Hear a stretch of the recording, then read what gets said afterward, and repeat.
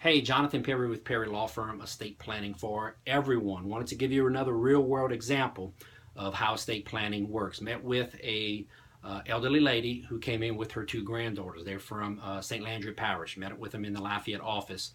And many years ago, she had donated the property to her two granddaughters in equal portions, but then she reserved the usufruct. Okay, and it was non-homestead property. What does that mean? It was basically just farmland. It was acreage that she did not live on, and she just wanted to get it out of her name for avoiding succession process. So what that means is she donated it, she reserved usufruct.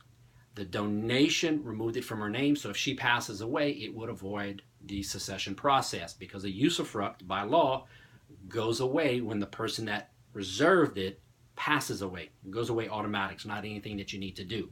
Here's the problem.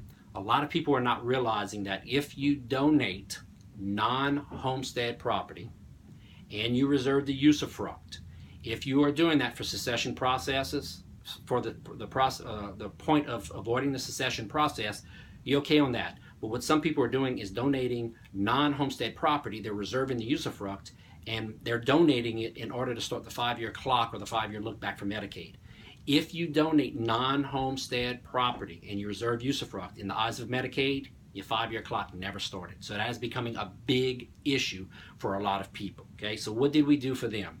They donated it sometimes back, or she did, to the two granddaughters. She reserved the usufruct, figured out 5-year clock never started, and so now she's getting up in age, and it's getting her really nervous about it. So what we are doing is we are doing a renunciation of the usufruct, basically a legal document that's saying she previously donated and reserved usufruct. This document, which will be filed in the clerk of court's office, is saying, I now renounce. I'm taking away the usufruct. I don't want it anymore, so full ownership will transfer to her two granddaughters, and by basically renouncing that usufruct, that 5-year clock or the 5-year look back for Medicaid reasons, if it ever comes into play, is going to start when we file that renunciation of the usufruct. All right, take care.